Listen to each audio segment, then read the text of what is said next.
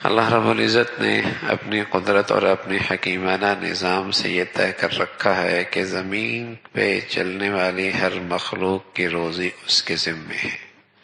وما من دابة فی الارض الا علی اللہ رزقها، سب کی روزی اللہ کے ذمے۔ ایسا نہیں ہے کہ اللہ نے کوئی شخص دنیا میں بھیجا ہے اور دنیا میں اس کے لیے رزق کا انتظام نہ کیا ہو، یا دنیا میں وسائل کم تھے، معاش کم تھا اور لوگ زیادہ آ گئے۔ ایسا نہیں ہے۔ ہاں، انسان اپنی بدعمالیوں کی وجہ سے، اپنی کرتوتوں کی وجہ سے خود اپنے لیے راستہ بند کر لے، یہ اس کی حماقت اور نادانی ہے۔ ورنہ اللہ کی طرف سے ایک ضابطہ ہے کہ زمین پہ چلنے والی ہر مخلوق کی روزی اللہ کے ذمے، اللہ رزقها۔ پھر اللہ نے اپنے حکیمانہ نظام سے سب کی روزیاں برابر نہیں رکھی۔ اس میں بہت ساری مصلحتیں، حکمتیں، نظام عالم کا برقرار رہنا، یہ سب چیزیں پیش نظر ہیں۔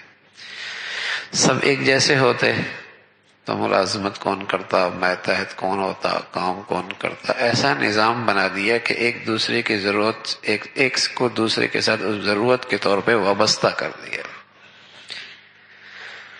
دنیا کا نظام ہے، مصلحتیں، حکمتیں اللہ کے پیش نظر ہے، وہ حکیم ذات ہے۔ اللہ یبسط الرزق لمن یشاء ویقدر۔ پھر جنہیں اللہ نے خوشحال بنایا، مالدار بنایا، انہیں بھی یہ بتایا کہ یہ سارا مال تمہارا نہیں ہے۔ وفی اموالکم حق للسائل والمحروم، تمہارے مال میں یہ سارا مال تمہارا نہیں ہے، اس میں سائل کا بھی ہے، نہ مانگنے والوں کا بھی حق ہے، جو ضرورت مند ہیں ان کا بھی حق ہے۔ اتنا حق تو مالدار کے حق میں ان کا ہے ہی جو زکوٰۃ کا فریضہ ہے۔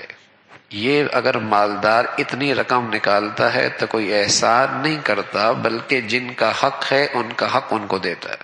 یہ کوئی احسان نہیں ہے، یہ اس کا ہے ہی نہیں۔ اللہ کے نظام ہے کہ اس کسی کے ہاتھ میں دے دیا، لیکن یہ حق انہی کا ہے۔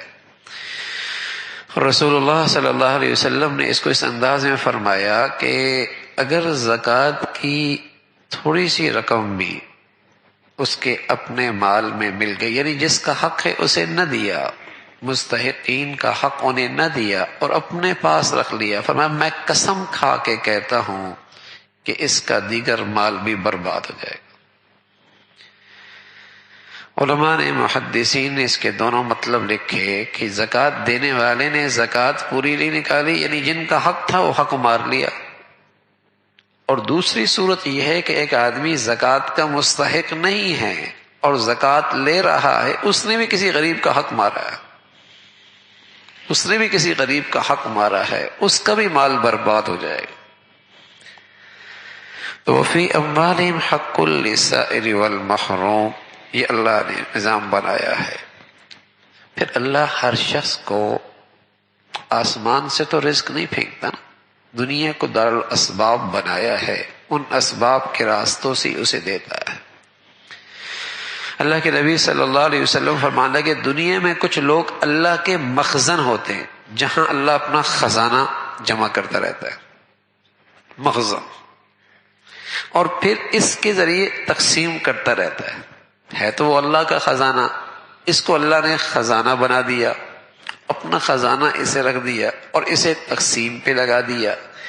جب تک یہ تقسیم کرنے سے نہیں اکتاتا، یہ سعادت اسے ملتی رہتی ہے، اور جب یہ اکتانے لگتا ہے اللہ یہ مخزن کسی اور کو بنا دیتا ہے تو اللہ کا،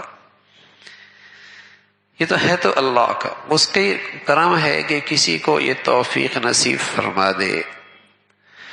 تو اس طریقے سے اللہ رب العزت نے اس کائنات کا ایک نظام بنایا ہے، اور تقسیم اسلام کی ایک بہت بڑی خصوصیت ہے کہ اس کا مالی نظام جمع کرنے پر نہیں ہے، تقسیم کرنے پر ہے۔